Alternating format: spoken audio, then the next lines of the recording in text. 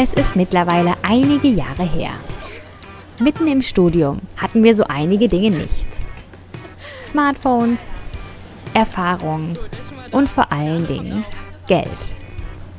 Aber mit Papierkarten, eBay-Kleinanzeigen und jeder Menge Alltagsmaterialien erfüllten meine Freundin Melanie und ich uns einen Traum. Unsere allererste Radreise. Wir hatten uns dazu den norwegischen Teil des Nordseeküstenradwegs ausgesucht. Von Oslo aus ging es zunächst mit dem Zug durch die Hardangervidda nach Bergen. Und von dort aus immer an der Nordsee entlang bis nach Kristiansand. Die Kombination von nicht vorhandenem Geld und Lebensmittelpreisen in Skandinavien machte eine gute Vorbereitung notwendig. So, wir gucken mal nach, was die Melanie alles in ihren Rucksack gepackt hat. Eistee. Was haben wir denn hier leckeres? Eistee. Was ist denn da drunter alles noch? Nudelpfanne. Eine von wie vielen Paketen? Oh. Das Sprichwort "aller Anfang ist schwer" ist in diesem Kontext absolut zutreffend. Neben 20 Packungen Fertigessen und diversen Luxusgütern hatten wir nämlich noch ungefähr unseren halben Kleiderschrank dabei.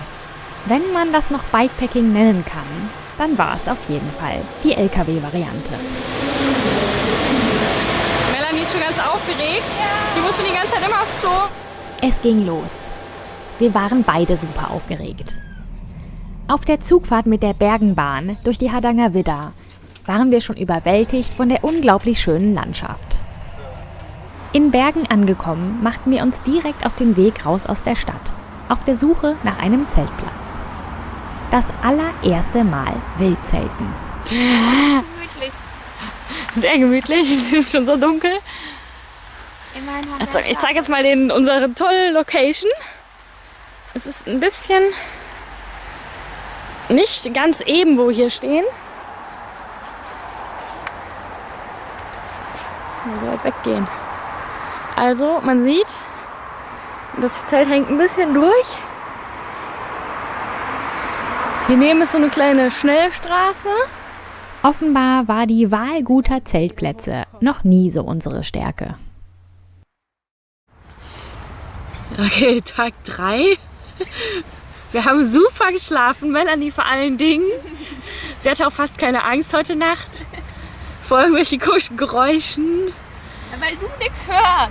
Ja, ich habe geschlafen wie ein Stein. Nö, ich fand's eigentlich gut.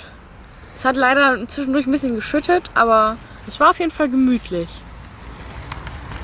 Und Melanie, was sagst du dazu? Ich fand's auch schön warm nachher. Aber ansonsten hatte ich ein bisschen Angst. Das Wichtigste ist, dass einer wenigstens so tut, als hätte er keine Angst gehabt. Starry eyes and cellophane, she takes her walk, she makes her plans. A truck bails down the avenue, there's broken glass, a missing pew at church. Maybe I was wrong, maybe time's too strong. Wir haben unsere heutige Schlafstätte erreicht. Hammer Panorama. Das ist so ein kleiner Bunker. Naja, da sieht es nicht so toll drin aus. Unten hier direkt der See. Was man leider nicht sehen kann, dass hier auch viele Insekten sind. Kleine Randnotiz. Die Kartoffelsäcke, in denen wir im Flugzeug unsere Radtaschen transportiert hatten, hatten wir nach wie vor dabei, damit wir sie im Vorzelt als Teppich nutzen konnten. Heute auf dem Tacho 80 Kilometer. Ungefähr. Vielleicht auch 78. Nein, 84, oder? 84 vielleicht sogar. Wir wissen es nicht ganz genau. Der Tacho ist nämlich gerade draußen im Regen. Und ja, jetzt sind wir hier an einem wunderschönen Ort, der ja schon gezeigt wurde. Und werden dann hier nächtigen, kochen uns gleich ein Süppchen und dann lassen wir den Tag hier ausklingen. Breaking tidal die, I think I'm fine. Maybe I'll write you from. Whoa, whoa, whoa, whoa, whoa, whoa, whoa, whoa, whoa, whoa. Es ist ja physikalisch unumstritten, dass Hangabtriebskraft relativ viel mit Gewicht zu tun hat. Bei unserer Packliste hätten wir das durchaus berücksichtigen können. Aber wir dachten ja, wir fahren den Nordseeküstenradweg. Und die Nordsee ist ja flach. Lied gedichtet, passend zum Anstieg. Und mir wird schon wieder warm. Das darf doch wohl nicht wahr sein, dass man so total den Tag verschwitzt. Denn mir wird schon wieder... Hätten wir allerdings geahnt, dass bereits Brücken sich anfühlen wie eine Alpenüberquerung, hätten wir vielleicht das ein oder andere T-Shirt zu Hause gelassen.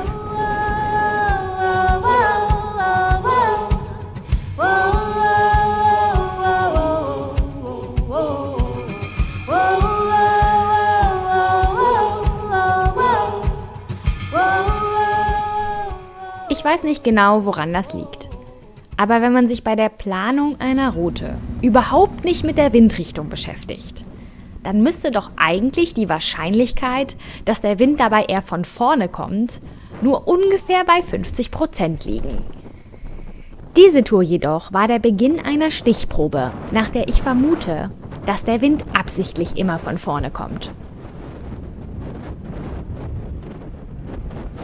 Im Kampf gegen den Wind steuerten wir den Campingplatz von Hogesund an.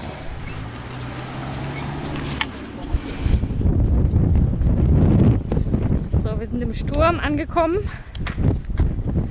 Zum Glück war es fast nicht windig und heute wird das Zelt den Sturmtest ausgesetzt. Wir mussten uns gerade schon Heringe leihen. Melanie hatte noch total Bock am Ende gegen den Wind. Ne, Melanie? War großartig. Fahrradfahren hat selten so viel Spaß gemacht. Gutes Essen, ich kann doch kochen. Boah, das wird ein Schmaus, ein Gaumenschmaus. Unsere Studentenreiseküche bestand im Wesentlichen aus 3 Bestandteilen: Nudelfertiggerichte, Brot und Nuss-Nougat-Creme. Erste Schokolade seit Seit gestern Abend, als wir uns dort die Schokolade. Darum, das ist der Grund, warum wir jetzt schon, Achtung, nach 2 Tagen müssen wir schon Schokocreme nachkaufen, weil wir hatten keine Schokolade. Nach so einem Gegenwindtag kannst du einfach einen ganzen Topf Schokocreme mit einem Löffel essen. Also es war schon sehr sonnig heute. Allerdings kam ab der Fähre ungefähr mittags auch ein ganz schön fieser Wind dazu. Irgendwann war ich dann so weit auf dem Fahrrad, dass ich es am liebsten in die Ecke geschmissen hätte, weil es war echt anstrengend. Wenn man Berge runterfährt und dann noch trampeln muss, weil der Wind so hart ist, dann ist Fahrradfahren keine schöne Sache mehr. Aber zum Glück hattest du deinen Motivator Katrin dabei. Noch ohne Schokolade, das hat sie mir für morgen prophezeit. Und ja, wir haben es irgendwie geschafft, die 72 Kilometer Wegstrecke hinter uns zu bringen, sind jetzt wohlbehalten hier gelandet und hoffen jetzt auf eine einigermaßen trockene Nacht und vor allen Dingen, dass es morgen nicht ganz so böse wird mit dem Wetter. Und tschüss.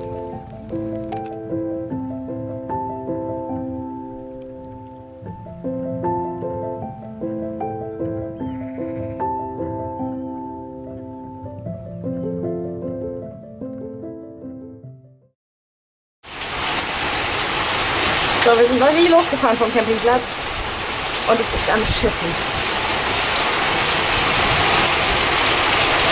Hier läuft gleich, wir stehen gerade im Klohäuschen und hier läuft gleich das Wasser rein. Wir sind total motiviert für den heutigen Tag. Ist nicht so schön. Womit, also Melanie neigt ja häufig zur Untertreibung. Es ist beschissen. Gegen schlechtes Wetter waren wir nicht sonderlich gut ausgerüstet. Aber Not macht ja bekanntermaßen erfinderisch. Man sieht das gar nicht, dass da ein Müllsack drüber ist. Safe. So, So, wir haben uns gerade Müllsäcke geben lassen an der Rezeption, weil das Wetter leider immer noch nicht so ist, wie es sein soll. Aber wir müssen langsam los. Deswegen geht's jetzt ab. Looking back from here, I can see that we were blind to the burdens we would shoulder and the struggles we would find. But growing made us strong as strong can be.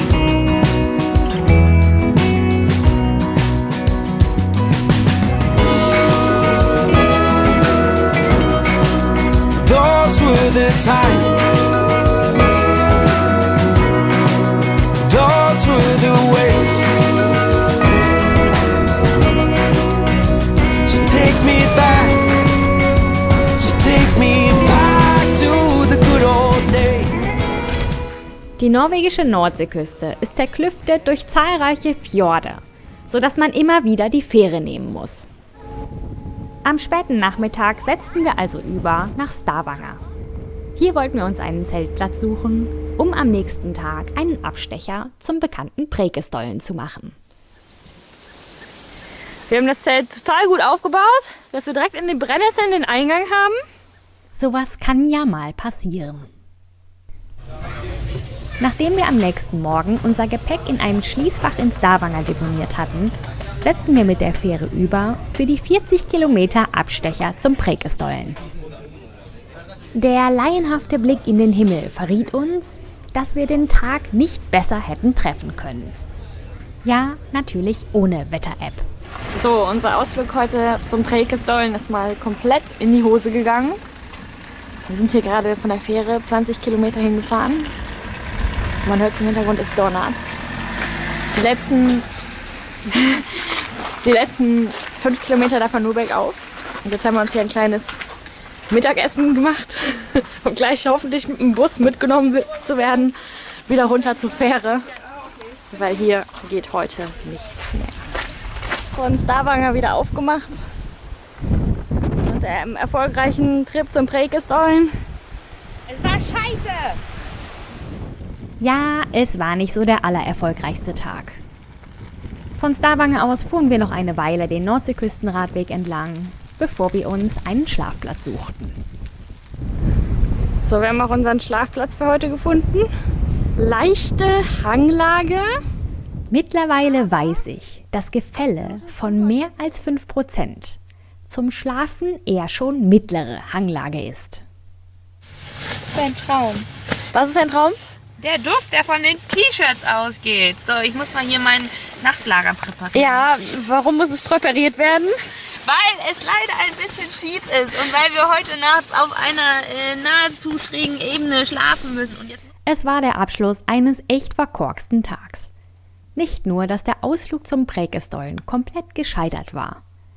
Schließfach, Bus und Fähre hatten auch ein ordentliches Loch in unsere Reisekasse gerissen. Und dann hatten wir noch nicht mal den Blick, für den wir bezahlt haben. Das heißt, wir haben jetzt 192 Kronen heute bezahlt für nix und wieder nichts. Nee, du musst den Spind noch dazu zählen. Oh ja, den mussten wir auch noch zweimal aufmachen, weil uns zum einen das Feuerzeug fehlte und zum zweiten meine Radhose und ich auch noch gestorben wäre auf dem Weg. Jetzt sind wir hier in der schönen Wiese und liegen ganz flach und quer und krumm und hoffen wenigstens ein paar Stunden Schlaf zu finden, damit es dann morgen weitergehen kann. 66 Kilometer hatten wir jetzt heute letztlich auf dem Tacho. Wo wir sind, kann ich leider nicht sagen. Gute Nacht. So, Morgen. wir warten, dass wir endlich losfahren können. Es regnet mal wieder. Ja, Was total Neues. ja, es geht schon wieder los. Es darf doch wohl nicht wahr sein. Das ist schon wieder regnet.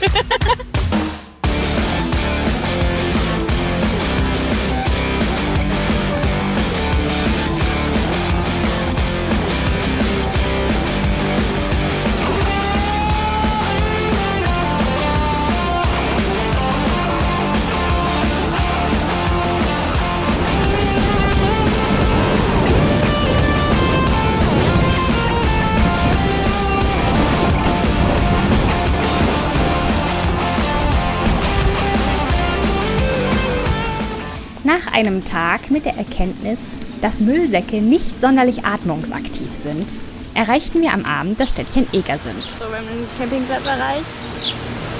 Wunder. Man sieht es schon. Es ist wieder ein bisschen am Regnen. Wie heute eigentlich schon den ganzen Tag. Wir freuen uns jetzt erstmal auf eine schöne, heiße Dusche. Und die Duschen auf norwegischen Campingplätzen sind echt Luxus. So, wir haben Dienstag. Wir stehen wieder mal auf einem Kiwi-Parkplatz, weil wir wieder einmal ein ganzes Brot kaufen müssten für den heutigen Tag. Und wir machen uns jetzt bei schönem Wetter. Es war noch nicht den ganzen Tag so. Heute Nacht hat es ziemlich gewittert und geschüttet. Machen wir uns jetzt auf den Weg in Richtung Hauge.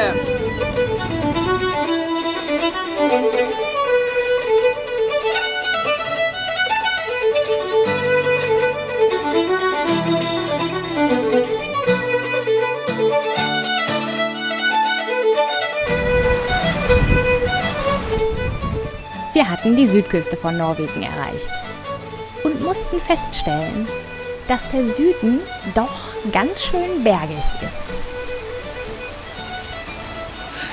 Wem es auffällt, bisschen Schweißperlen auf der Stirn. Wir kriegen es gerade ungefähr. Hätte keiner ahnen können, dass wir hier so in den Alpen sind. Dass es hier so mega ins Hochgebirge reingeht. Es geht ungefähr seit 3 Kilometern total steil bergauf. Jetzt geht es gerade wieder. Wir sind fast oben. Problem ist, wir wollten eigentlich nur ein Stück fahren, um einen Schlafplatz zu suchen. Und hier oben, wenn man so guckt, sieht ein bisschen schlecht aus, wenn wir nicht wieder ganz in Hanglage schlafen wollen. Deswegen hoffen wir, dass wir vielleicht im nächsten Teil was finden und dann unser Zelt aufbauen können. So, wir sind am heutigen Schlafplatz angekommen. Die Melli hatte mal wieder einen guten Riecher, hat einen Abstecher gesehen. Tada! Nach dem gefühlt kilometerlangen Anstieg glaubten wir, die Höhe schon richtig ordentlich zu spüren. Genau, und es ist ein bisschen kälter als sonst. Ja, Vielleicht haben wir noch 10 Grad oder so. ich glaube nicht mehr. Ich glaube auch Im nicht. Zelt, wir atmen es uns warm. Gute Nacht. So, es ist Mittwoch und da will mal einer sagen, Norwegen kann nur Regen. So kann man doch aufwachen.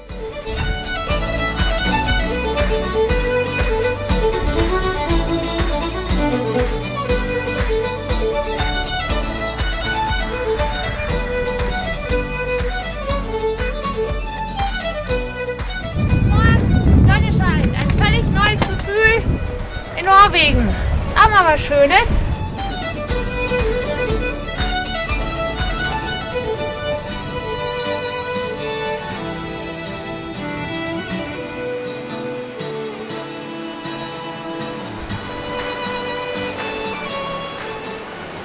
Hinter Flekkefjord wurde es dann plötzlich etwas technischer. Hier war kein Durchkommen mehr. Hier bräuchte ich meinen Mountie auf dem Weg. Der Regen hat alles weggespült und es ist tierisch steil und schlechter Belag. In Zeiten von analogen Karten gab es bei der Streckenführung eben noch häufiger Überraschungen. So, unser neuer Schlafplatz. Leider war die Auswahl nicht so gut, sodass wir jetzt hier an so einem Schotterweg sind. Wollten uns eigentlich ein bisschen verstecken, aber ging nicht. So stehen wir jetzt hier auf so einem Acker. Der offenbar nicht nur für uns attraktiv war. So, das ist, warum wir diese Fliegenwiese getauft haben. Das ist zwischen unserem Innen- und unserem Außenzelt und wir hoffen auch, dass sie dazwischen bleiben. Natürlich lag die Anziehung der Fliegen nicht an uns. Aber sicherheitshalber haben wir noch eine kleine Waschzeremonie eingelegt. Sodass Katrin gerade versucht, uns ein bisschen Wasser zu schöpfen. Das möchten wir jetzt ganz gerne warm machen und noch eine kleine Duschzeremonie anschließen. Das ist 1 Liter Wasser für 2 Personen zum Duschen.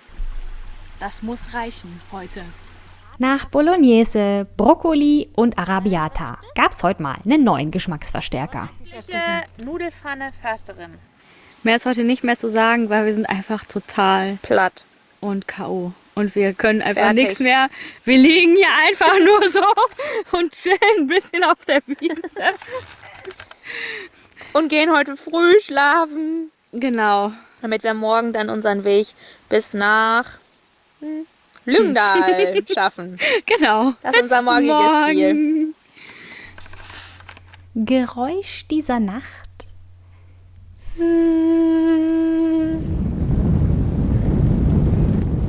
So, Melli, wie viele Mückenstiche hast du schon? 24. Und? Kratzen alle wie Hulle. Was sagst du denn zum heutigen Streckenverlauf? Bis jetzt ist es super. Wir fahren nämlich die meiste Zeit bergab, beziehungsweise ein bisschen flach. Kurze Zeit später. Es ist nicht empfehlenswert, gerade Mellis Gedanken zu lesen. Gut, dass es wieder fast nicht bergauf geht. Und gut, dass ich wieder fast nicht am Schwitzen bin. Vielleicht war es die Geburt von Wanderurlaub mit Fahrrad. Oh, diese Berge hier. Mal einen zusätzlichen Berg, wo man leider schieben muss, weil es so steil ist, dass das Vorderrad wieder mal abhebt. Oh Gott, ich breche zusammen. Wir machen einmal den Schweißtest. Es ist Schweiß da. Siehst du? Aufgrund der Erforderlichkeit einer Dusche steuerten wir einen Campingplatz an. Ein super Campingplatz. Es hat nur ein bisschen gedauert, bis sich alle Kinder vom Hüpfknubbel vertrieben hatte. Our worlds collided. Those were the days when everything was possible. Our dreams were alive. We had a fire inside. Those were the days. Those were the days. Die sind auch krass drauf. Die machen den Nordseeradweg zu Fuß. These are the days, and everything's still possible. Our dreams are alive, we've got that fire inside. These are the days. These are the days, and everything's still possible. Our dreams are alive, we've got that fire inside. These are the days. These are the days. Schlafplatz für heute Nacht. Heute hat die Suche ein bisschen gedauert. Es ist auch nicht so der super tolle, optimale Schlafplatz. Mal wieder Hanglage und es ist auch nicht so richtig topfeben. Ja, mal gucken, wo wir gleich unser Zelt aufbauen. So, kleine Planänderung. Aufgrund der Mückenplage auf der Wiese sind wir jetzt in den Wald umgezogen. Man sieht schon an der Folie, das wird eine harte Nacht. Eine hobbelige Nacht. Das Motto unserer Tour war jedoch: lieber einen Ast im Rücken als einen Stock im Allerwertesten. Jetzt haben wir doch was mitten im Wald. Man schaue sich mal hier den Unterschied an. Ich darf heute ein bisschen höher liegen als Katrin. Bei mir ist der Waldboden ein bisschen höher als ihrer.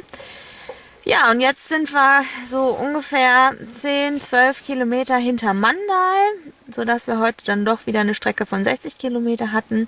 Und morgen werden wir die finalen 40, 45 Kilometer in Angriff nehmen, um Christiansand zu erreichen. Und ich freue mich schon darauf, dass morgen der letzte Tag sein wird und wir ankommen und nochmal duschen gehen können.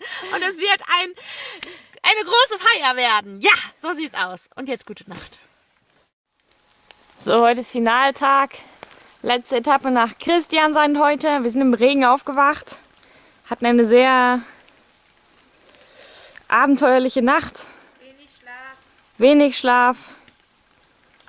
Sind auch heute entsprechend früh. Schon gleich auf dem Rad. 8 Uhr haben wir jetzt ungefähr.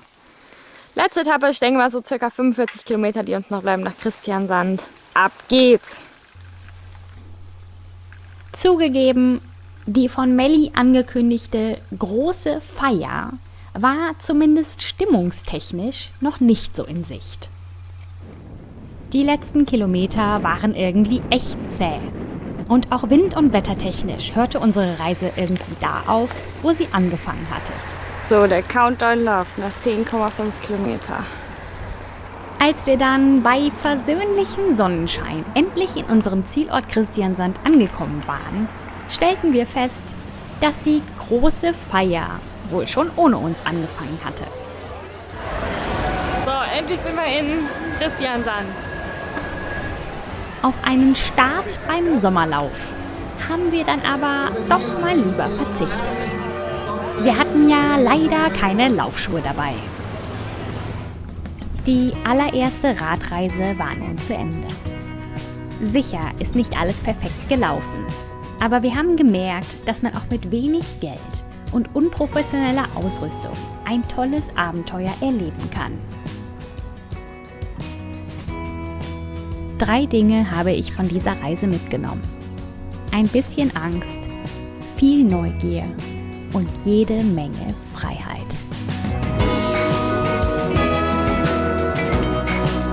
Those were the times